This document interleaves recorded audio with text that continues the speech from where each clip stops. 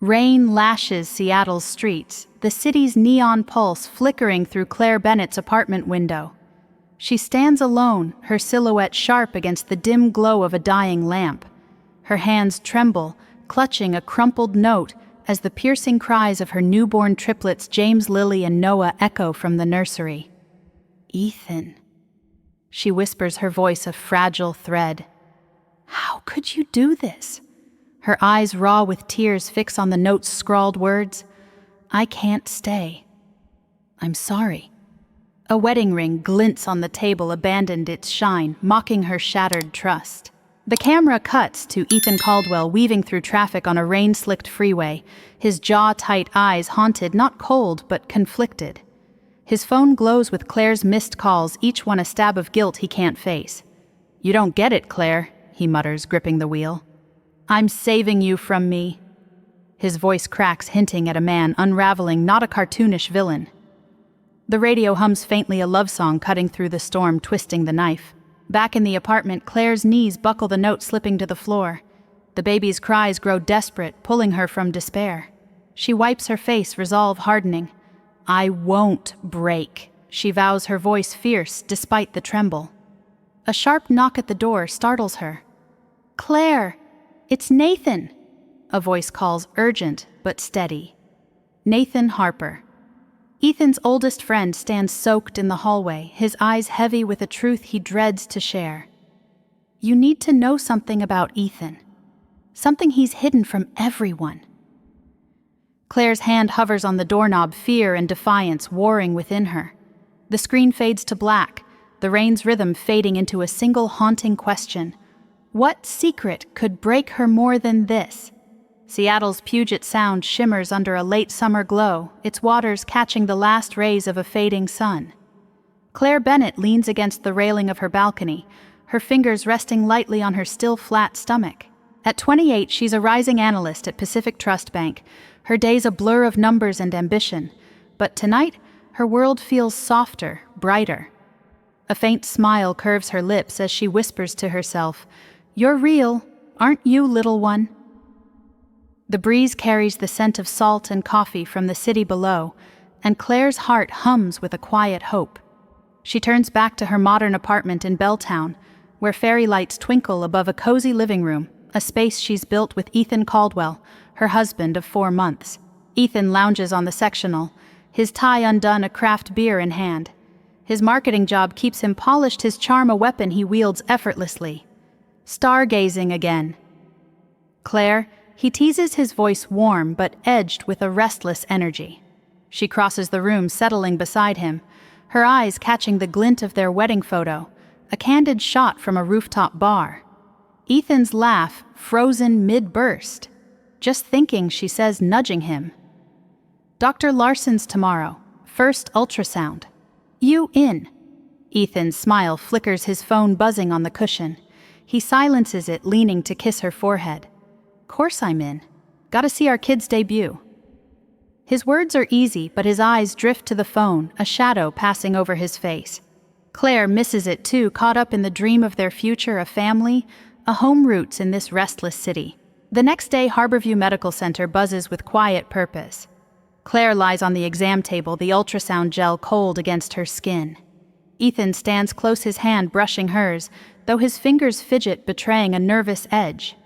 Dr. Emily Larson, calm and precise, glides the wand over Claire's stomach.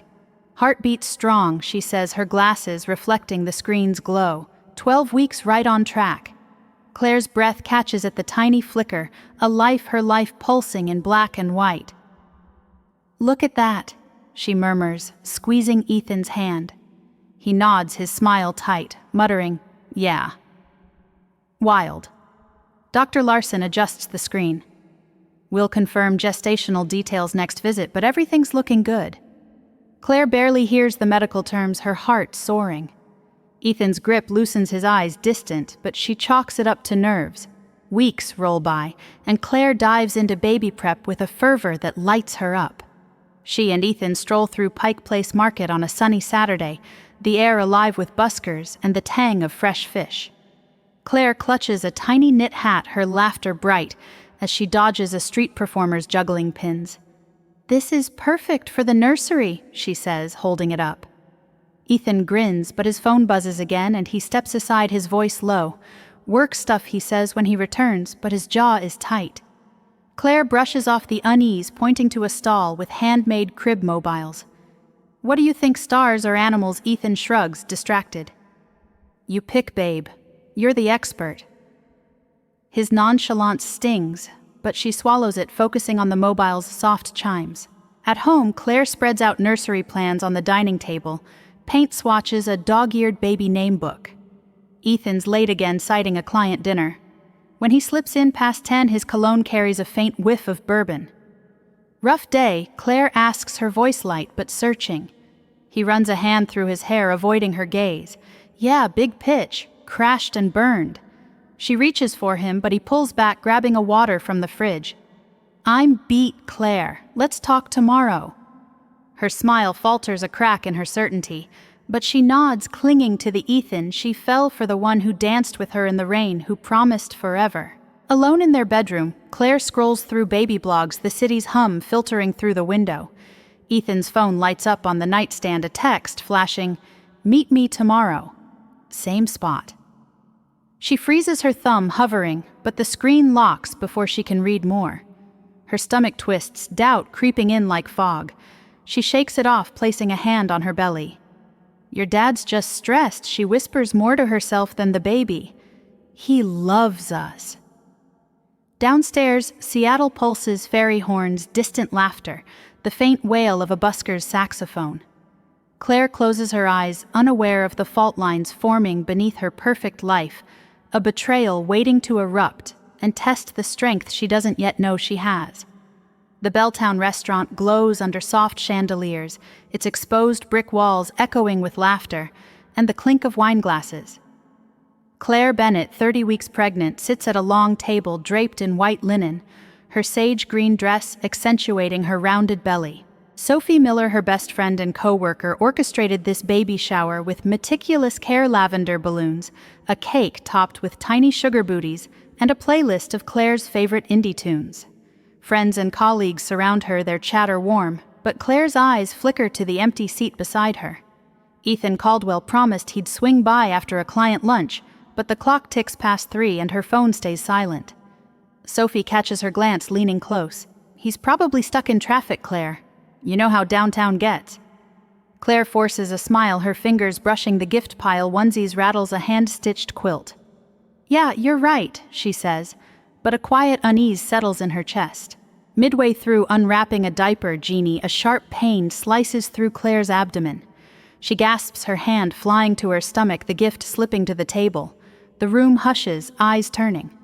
Claire Sophie's voice cuts through, sharp with worry. Another contraction hits fiercer, stealing Claire's breath. It hurts." She manages, her face paling. "I think it's too early." Sophie's on her feet, barking orders. "Call an ambulance. Someone text Ethan now." Claire grips Sophie's hand, panic rising as the pain surges. "The baby? It's only 28 weeks, she whispers, her voice trembling. Sophie's eyes blaze with determination. "You're gonna be fine, Claire. We're getting you to Harborview." The ambulance ride is a haze of sirens and rain-slicked Seattle streets. Sophie holds Claire's hand, her voice a steady anchor. "Breathe, okay? You're tougher than this." Claire nods, but fear claws at her, too soon, too fragile. At Harborview Medical Center, nurses swarm, wheeling her into a sterile labor room. Dr. Emily Larson arrives, her calm presence grounding. "Claire, you're in preterm labor," she says, checking monitors. "We're doing everything to stabilize you." Claire's eyes dart to the door, desperate for Ethan. "Where's my husband?" she asks, her voice small. A nurse glances at Sophie, who's texting furiously. He's on his way. Sophie lies, her jaw tight. Claire clings to the hope, unaware Ethan's phone is off, buried in his jacket, as he lingers at a Capitol Hill bar, dodging her calls. The contractions intensify, relentless. Ethan finally stumbles in his shirt, untucked, eyes glassy. "Claire!" "I'm here," he says, breathless, grabbing her hand.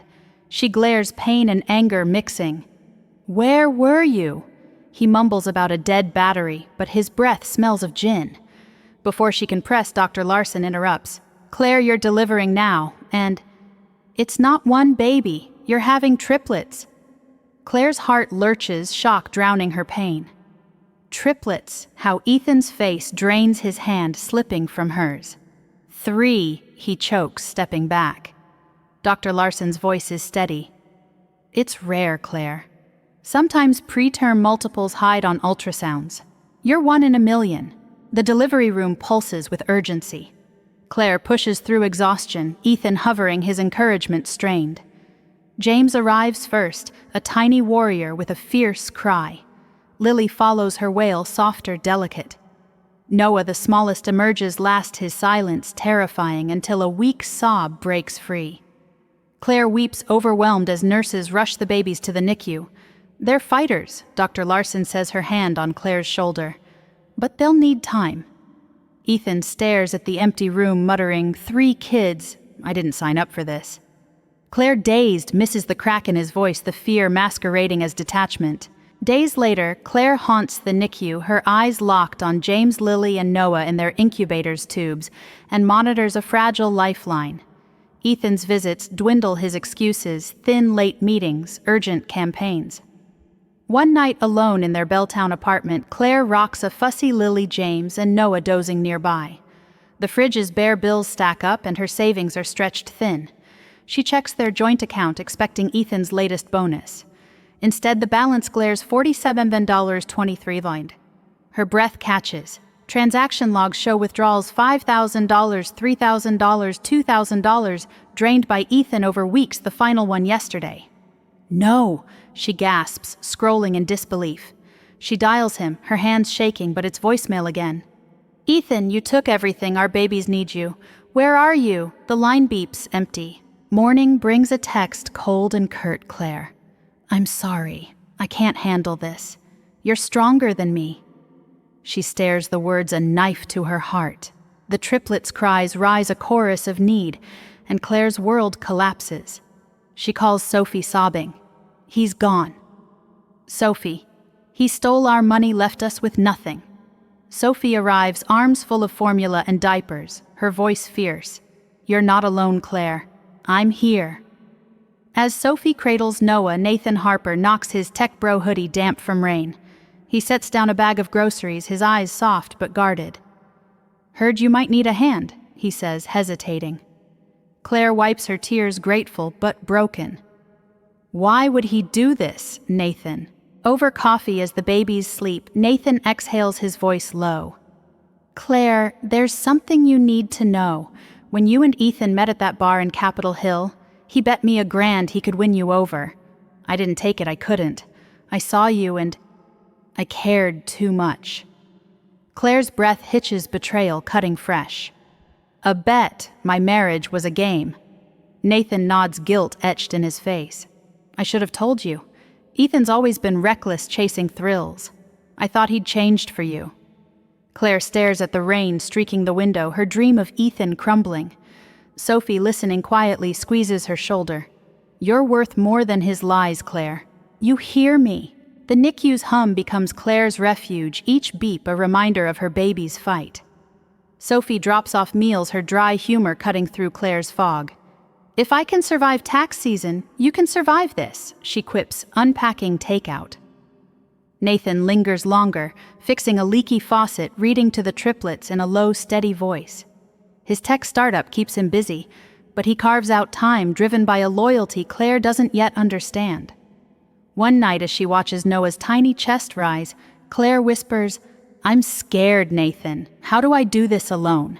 He meets her gaze, his voice firm. "You're not alone. I'm not going anywhere." Outside, Seattle's rain slows, a faint star piercing the clouds, mirroring the spark of strength. Claire feels fragile but growing as she faces a future she never imagined. The Seattle skyline cuts a jagged line against a crisp October dusk, its glass towers reflecting the last light. Claire Bennett, now 38, strides through her sleek downtown office at Pacific Trust Bank, a senior financial advisor whose name commands respect. Her tailored blazer fits like armor, her dark hair pulled back, but her eyes carry a decade's weight, betrayal, survival, triumph.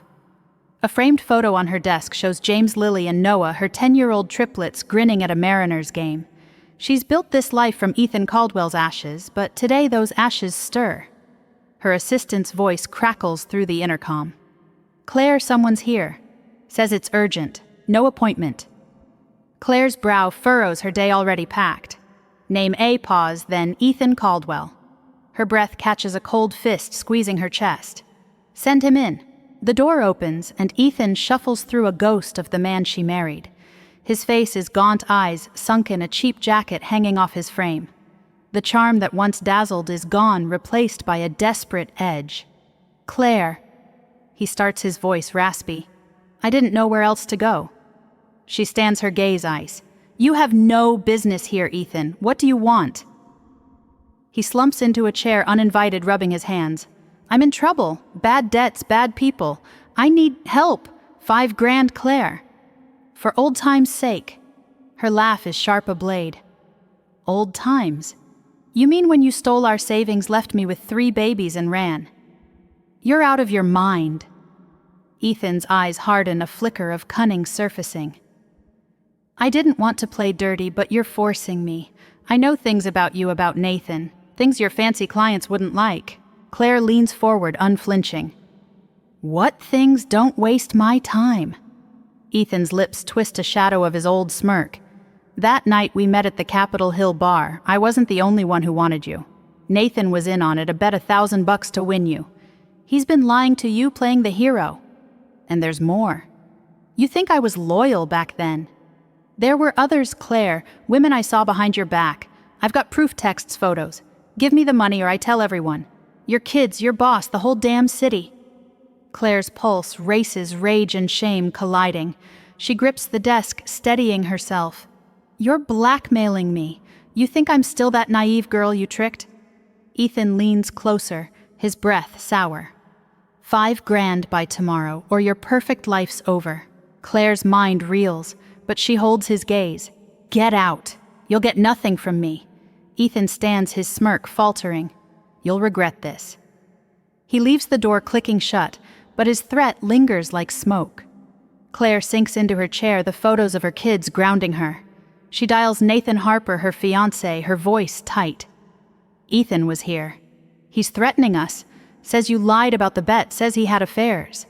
Tell me he's wrong, Nathan." Nathan's silence is deafening. Then he speaks, his voice heavy. "Claire, I swear I never took that bet.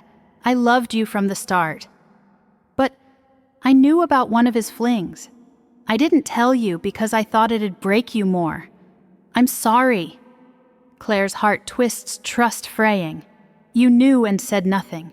She hangs up, tears burning, but resolve sparks beneath the hurt. She won't let Ethan win.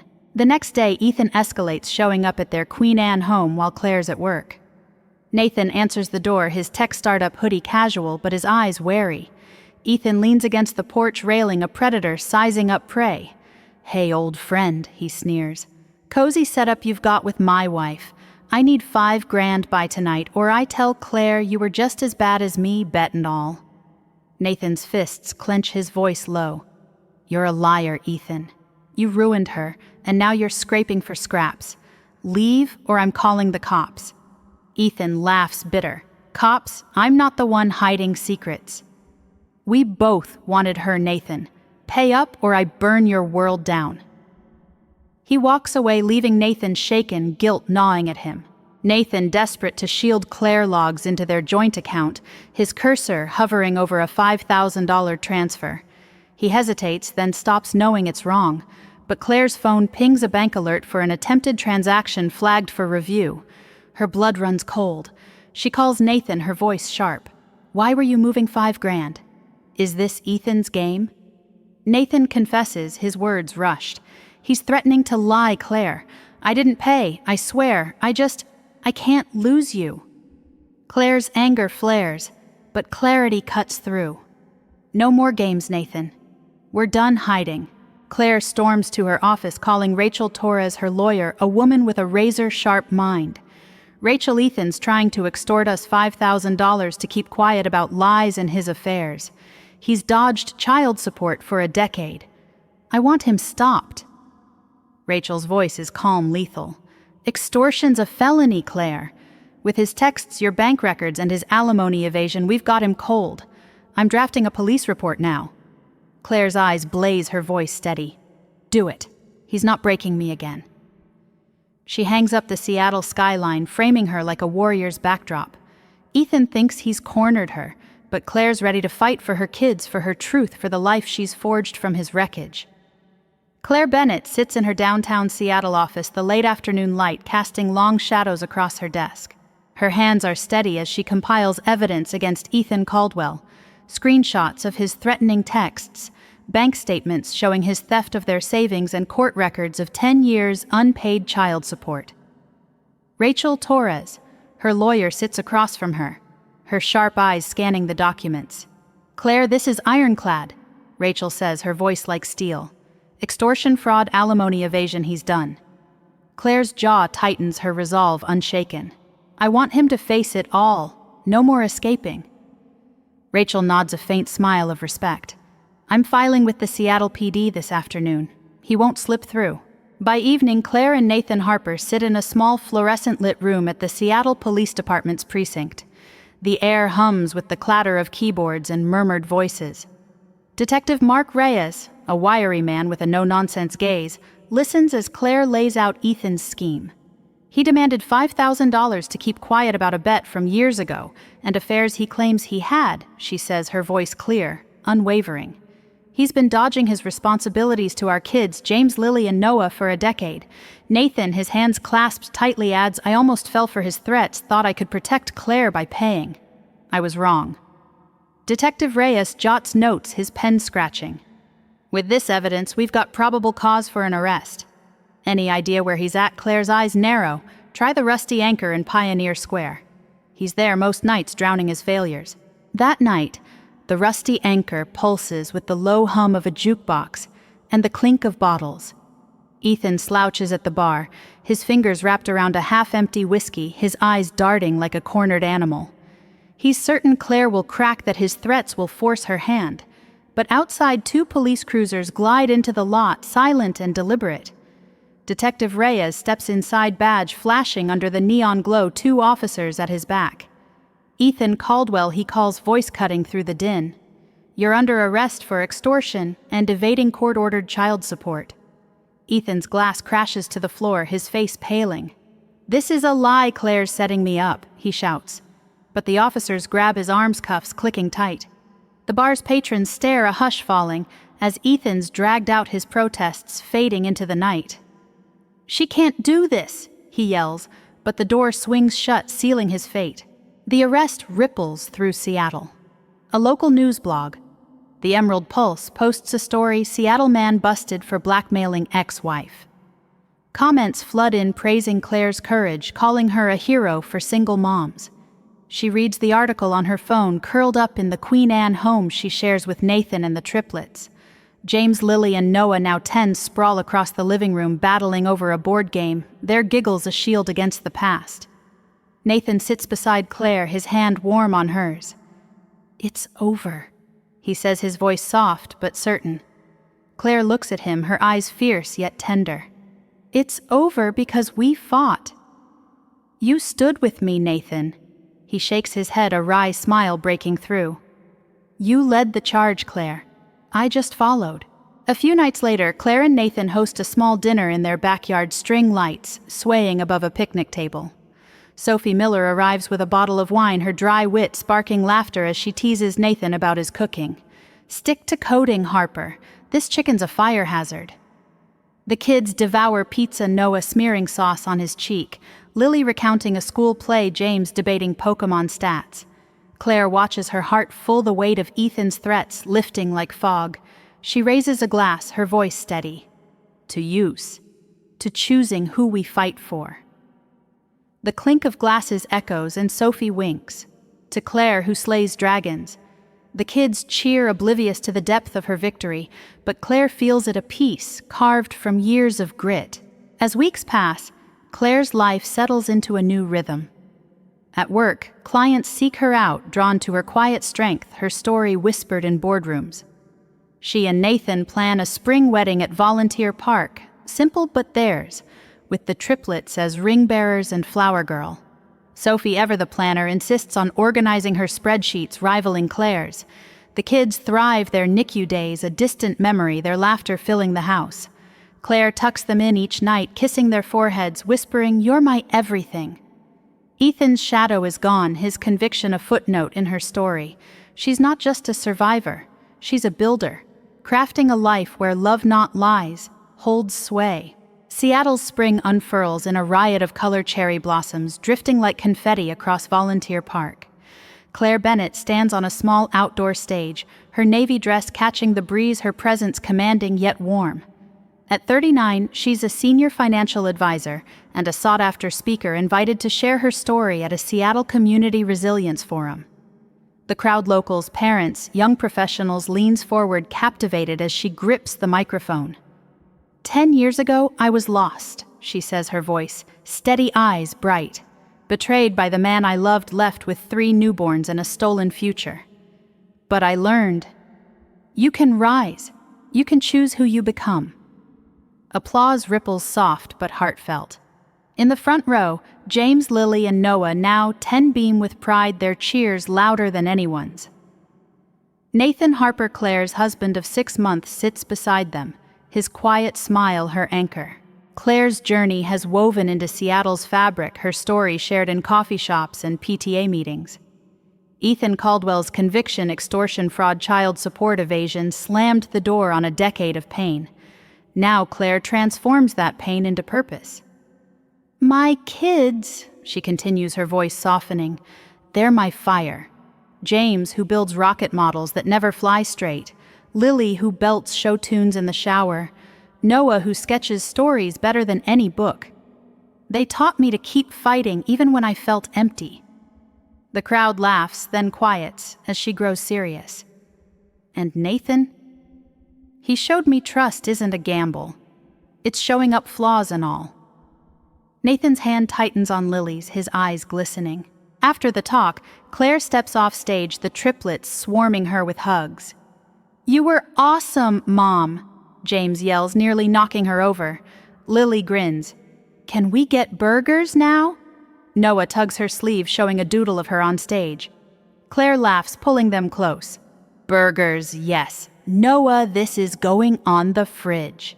Nathan wraps an arm around her, whispering, You're changing lives, Claire.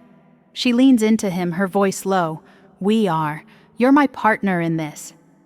They head to a Fremont diner, the kids bickering over fries, Sophie Miller joining with her signature smirk. Nice speech, Claire. Almost made me cry, and I don't do tears, she quips, stealing a fry. The table erupts in laughter, the moment a snapshot of a family forged through grit. Life hums on. Claire's Queen Anne home brims with chaos and love. Lego forts, half-eaten cereal bowls, Lily's karaoke machine. She and Nathan balance work and parenting, their spring wedding, a memory of vows under cherry trees, Sophie as maid of honor. Claire mentors single moms at a local nonprofit, her story a lifeline. The triplets thrive their NICU days, a faint echo, their confidence a testament to Claire's strength. At night, she tucks them in, whispering, You're my heroes. The city's pulse fairy horn's distant jazz wraps around her, a reminder of the life she's built. Claire's scars yield lessons hard-earned and clear. First, resilience is forged in choice. When life shatters you, she'd say, pick up the pieces and build. I lost trust, money, hope, but I found my power. Second, true allies are gold.